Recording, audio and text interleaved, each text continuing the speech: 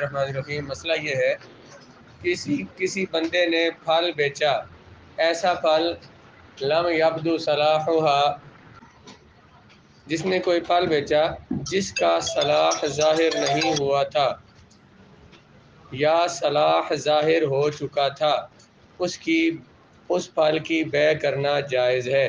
صلاح ظاہر ہونے یا نہ ہونے کا کیا مطلب ہے؟ یہ بین الصدور لکھا ہوا ہے لم یبدو کے اوپر بھی لم یصلح لتناول بنی آدم او علف الدواب، کہ جو کھانا جو ہے، جو پھل انسانوں کے تناول کی صلاحیت بھی نہ رکھتا ہو اور جانوروں کا چارہ بھی نہ بن سکتا ہو، تو اس کو بولتے ہیں کہ اس کا صلاح ظاہر نہیں ہوا، یعنی استعمال کے قابل نہیں ہوا، استعمال کے انسانوں اور جانوروں کے استعمال کے قابل نہیں ہوا یا قابل ہو چکا ہے، اس کی بیع کرنا جائز ہے۔ جس بندے نے کوئی پھل بیچا جو کہ استعمال کے انسانوں یا جانوروں کے استعمال کے قابل ہو چکا ہے یا قابل نہیں ہوا، اس کو بیچنا جائز ہے۔ تو جب اس کو بیچنا جائز ہے، بائے نے بیچ دیا، تو درخت کس کے ہیں؟ بائے کے۔ پھل کس نے خرید لیا؟ مشتری نے۔ مشتری پر لازم ہے کہ فوراً اس پھل کو اتار لے، کچا ہے یا پکا ہے، اس کو فوراً اتار لے۔ فإن شرط ترکھا، اگر اس نے مشتری نے شرط لگائی کہ مہینہ، 2 مہینے، سال یہ پھل جو ہے یہ ان درختوں پر لگا رہے، تو بیع فاسد ہو جائے گی۔ فوراً نہیں اتارے، اس نے کہا کہ مجھے 2 مہینے مجھے 2 ٹائم دو، کہ جب یہ پکتے ہیں تو پھر میں پھلوں کو اتاروں گا، تو بیع فاسد ہو جائے گی۔ سمجھ آیا مسئلہ؟ کوئی نہیں، پھل بیچنا جائز ہے، جیسا بھی ہو، استعمال کے قابل ہے یا قابل نہیں ہے۔ جب بک گیا، اب مشتری پر لازم ہے کہ فوراً اس پھل کو اتار لے۔ اگر وہ یہ شرط لگاتا ہے کہ کچھ عرصہ پھل درختوں پر لگے رہے، اس کے بعد اتاروں گا، تو بیع فاسد ہو جائے گی۔ کیا کہا تھا کہ اس کی بیع جائز ہے اگرچہ وہ استعمال کے قابل ہے یا نہیں؟ کیوں؟ حاشیہ نمبر 12 پہ لکھا ہے لِأَنَّهُ مَالٌ مُتَقَوِّمٌ، کیونکہ یہ ایسا مال ہے جو مال متقوم ہے۔ مال متقوم جس کی کوئی قیمت ہو، یہ مال متقوم ہے۔ اما لکونی منتفعا بھی فی الحال، بھئی یا تو اس سے فائدہ حاصل کیا جا سکتا ہے فی الحال، فوراً، او فی الثانی، یا بعد میں، ابھی کچا ہے تو بعد میں پک جائے گا تو پھر اس سے فائدہ حاصل کیا جا سکتا ہے، اس لیے اس کو بیچنا بھی جائز ہے۔ کیوں؟ بلا کہ مال متقوم ہے، اس کی قیمت ہے، ابھی فوراً اس سے فائدہ لیا جا سکتا ہے یا کچھ وقت کے بعد لیا جا سکتا ہے، اس لیے اس کو بیچنا جائز ہے۔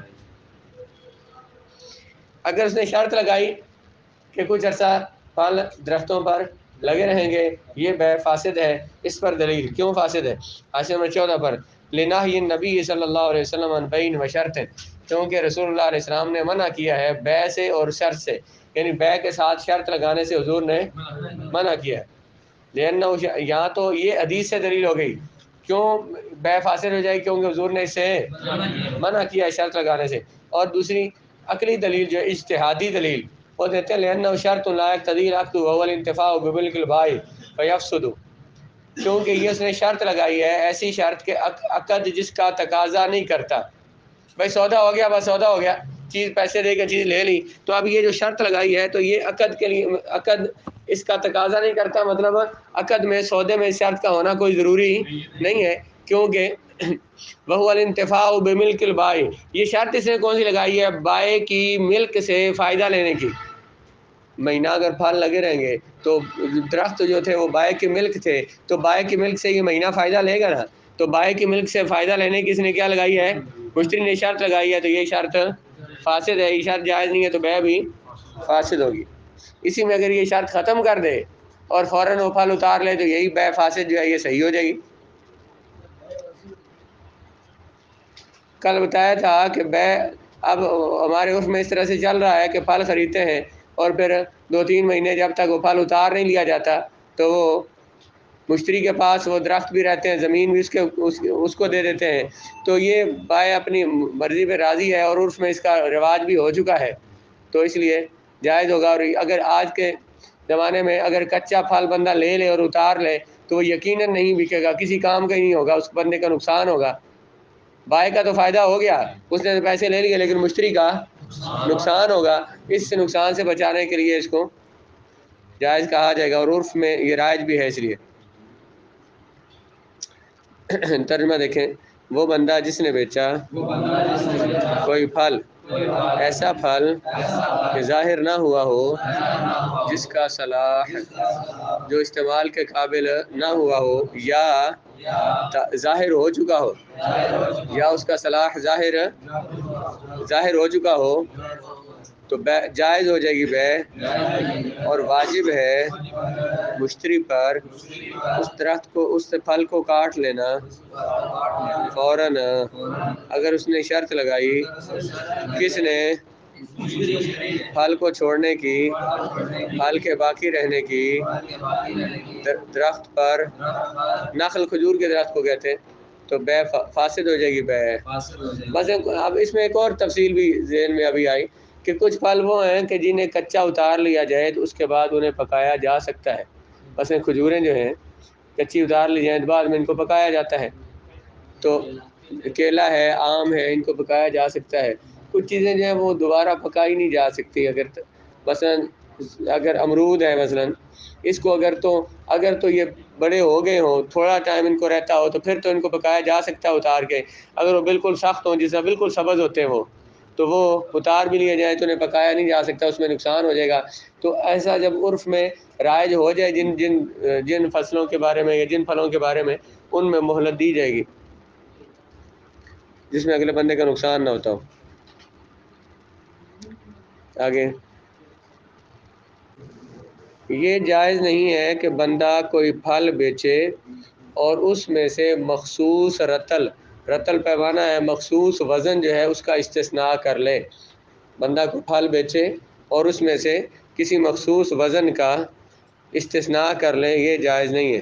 رسول کا سوان کان علی الشجر، چاہے یہ پھل درخت پر لگا ہوا ہو، او بعد الجزئی، یا اتار لینے کے بعد ہو۔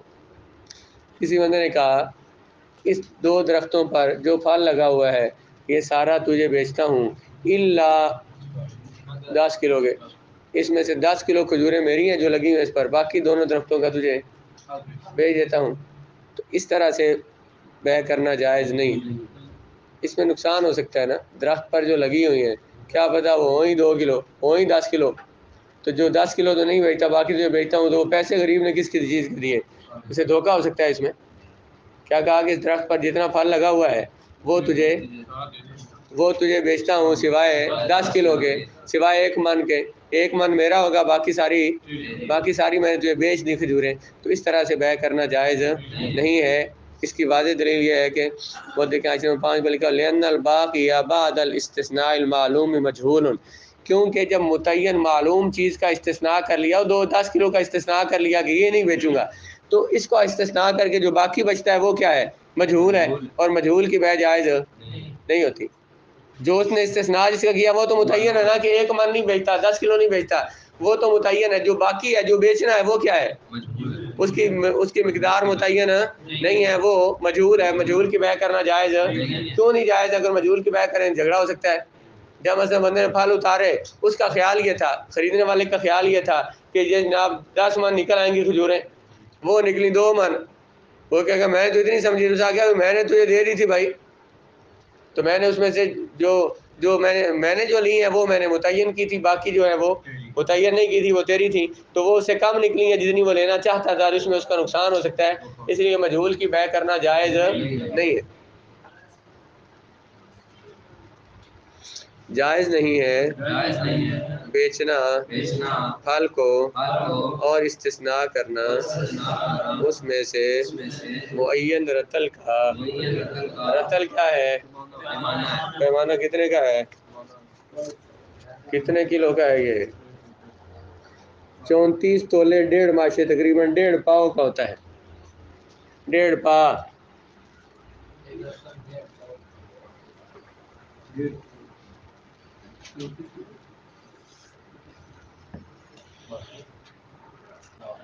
باقی نہیں لکھا ہو، باقی لا لکھا ہے۔ گندم کی بیع اس کی بالیوں میں کرنا جائز ہے، سٹے، گندم کی بیع اس کے سٹوں میں، بالیوں میں کرنا، مطلب گندم جس طرح سے سٹے ہیں اس طرح سے بیچ دیے بندے نے، تو یہ بیچنا، دانے نکال کے ایک ہے بیچنا، دانے بیچنا، اور ایک ہے سٹوں میں گندم کو بیچنا، تو یہ بھی جائز ہے۔ اور لوبیے کو اس کے چھلکوں میں بیچنا بھی جائز ہے. مٹر چھلکوں کے اندر بیچنا جائز ہے. چھلکوں کے اندر ہوتے ہیں مٹر کے باہر ہوتے ہیں؟ جو چھلکوں میں مٹر کو بیچنا، لوبیا بیچنا، اسی طرح سے گندم سٹوں کے اندر بیچنا بھی جائز ہے. باجرہ بھی جائز. گندم والارز لکھا ہوا ہے نہیں، بلکہ قضا سم سم والارز، وہی اور بات لکھی ہے. اس طرح سے تل سم تل اور چاول بھی سٹوں کے اندر بیچنا جائز ہے. چاولوں کے سٹے دیکھیں کسی نے؟ منجی تکی نے کوئی نہیں دیکھی ہوئی. دیکھیں کسی میدانی علاقے میں جائیں تو وہاں جا کے دیکھیں تلوں کو اور چاولوں کو اور گندم کے دانوں کو سٹوں میں بیچنا جائز. وہ جو سبز دال ہوتی ہے اسی کو وہ لوبیا مختلف طرح کا ہوتا ہے، چھوٹے بھی ہوتے ہیں، مونگی ہوتی ہے، لوبیا ہوتا ہے. لِأَنَّهُ مَالٌ مُتَقَوِّمٌ، کیوں بیچنا جائز ہے؟ کیونکہ حاشیہ نمبر 16، کیونکہ یہ مال متقوم ہے جس کی قیمت ہوتی ہے. منتفع بہ، سے فائدہ بھی حاصل کیا جاتا ہے. فیجوز بھائی اس لیے اس کو بیچنا. اور ویسے مثلا ہم استعمال کریں تو ڈنگرا کو پاڑا کو نہیں گندم وغیرہ، گندم جو ہے سٹوں کے اندر ہو تو بعض دفعہ جو ہے نا اس کو جانوروں کے لیے چارہ نہ ہو تو وہ انہیں دے دیتے ہیں، تو فائدہ تو ہوتا ہے نا اس کا. اس کے ساتھ گندم سے کیونکہ فائدہ حاصل کرنا ممکن ہے. اس طرح جیسے باجرے کا آپ نے پوچھا، باجرے کے عام طور پر سٹے کبھی اتار دیتے ہیں، کبھی نہیں بھی اتارتے، صرف جانوروں کو کھلا دیتے ہیں، تو اس کو بیچنا جائز ہے. جائز ہوتا ہے گندم کو بیچنا اس کی بالیوں میں، اور لوبیا کو بیچنا اس کے چھلکوں میں. کسی بندے نے گھر بیچا تو اس گھر کے تالوں کی چابیاں بھی بے میں داخل ہوں گی. گھر بیچا تو اس گھر کے مفاتیح جمع ہے کس کی؟ مفاتیح جمع ہے کس کی؟ مفتاح ان کی. اغلاق جمع ہے کس کی؟ غلق ان کی. غلق ان کسے کہتے ہیں؟ تالے کو. کسی نے گھر بیچا، مکان بیچا تو اس مکان کے تالوں کی چابیاں بھی بے میں داخل ہوں گی. ہمارے اس میں کیا ہے بھلا کہ اگر مکان کوئی بیچتا ہے تو ایک تو وہ تالے ہوتے ہیں جو دروازوں کے اندر لگے ہوتے ہیں، ڈور لاک جنہیں کہتے ہیں، یہی کہتے ہیں نا. تو وہ تو ظاہر اتارے نہیں جاتے، وہ تو انہی کے اندر ہوتے ہیں. ظاہر وہ تالے ہیں تو ان کی چابیاں بھی دینی ہے، ان کی چابیاں تو لازماً دینی ہوتی ہے. ایک جو دوسرے تالے ہوتے ہیں صرف باہر کے گیٹ کو لگا کے دیتے ہیں، وہ پہلا جا پرانا جا، باقی جب ہمیں کروڑ کا مکان لیا تو تالا وہ پرانا ہی لگا کے دیں گے، اس کی پیڑی سی پرانی سی چابی ہوگی. بھئی اپنے تالے ایک چابی لے لو تو پھر اپنے تالے لا لو اس کے بعد. تو یہ جو وہ تالے جو کہ دروازوں کے اندر ہوتے ہیں، فٹ ہوتے ہیں، ان کی چابیاں ظاہر وہ تالے تو ان کی چابیاں بھی دینی ہے ساتھ. اور اگر دوسرے تالے ہیں تو ان میں یہی ہے کہ وہ صرف ایک تالا لگا دیتے ہیں. اور کبھی یہ کہتے ہیں اپنا تالا لا لو، اسی اپنا تالا لا کے جا رہے ہیں مکان تھوڑے والے اور اپنا تالا اس نو لا لو، ساڑھا تالا واپس کر دو.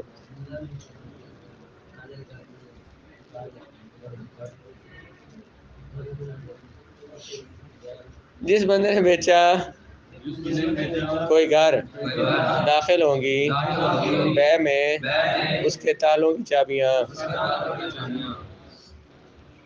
واشی میں دیکھیں لکھا ہوا المراد بالمفاتیح اذا کان غلقها متصلا بالدار، یہ چابیاں تب دی جائیں گی جب ان کے تالے جو متصل ہوں گھر کے ساتھ، اس کے اندر مرکب فإن لم يكن الغلق مرکبا فيها، اگر تالے ساتھ مرکب نہ ہو جیسے قفل ہوتا ہے تو یہ مکان کے تحت داخل نہیں ہے. لعدم الاتصال، کیونکہ یہ تالے جو ان کا اتصال نہیں ہے دروازوں کے ساتھ، کنڈیوں کے ساتھ ان کا اتصال نہیں ہے، اور اس طرح پھر ان کی چابیوں کا اتصال بھی نہیں، اس لیے وہ تالے نہیں دینے پڑیں گے. آگے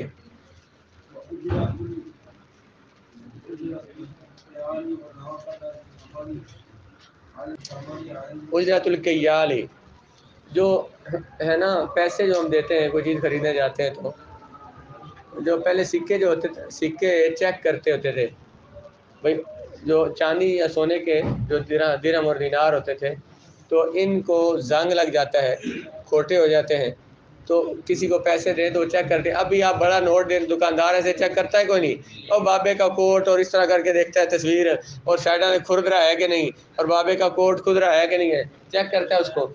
تو یہ جب آپ دکاندار کو پیسے دیں گے، اب بھی مثلا چلو نوٹوں کی بات کر لیتے ہیں اور درہموں کی بھی ساتھ ہے کہ بندے نے نوٹ دیا کسی کو تو اس کو چیک کرنا کس کی ذمہ داری ہے؟ دکاندار کی، بائے کی. بندے نے تو دے دیا، اس نے تو یہ تو جو لوگ جو ہے وہ فراڈ لگا کے جعلی نوٹ دے دیتے ہیں، تو اس کو چیک کرنا کس کی ذمہ داری تھی؟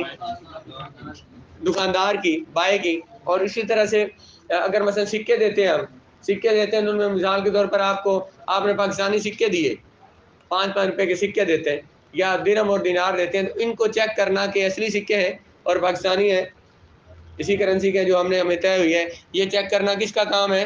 بائے کا کام ہے.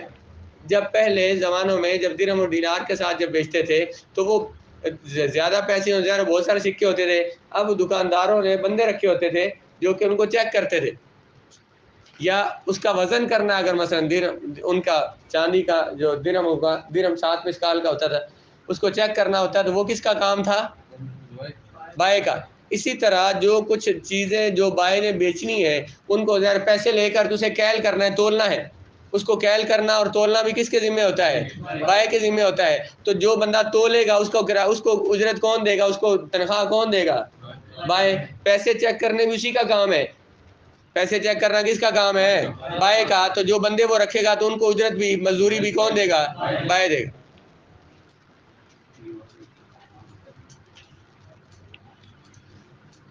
کبھی ایسے ہوتا ہے کہ یہ سکے ہیں مثلا تول کے دینے،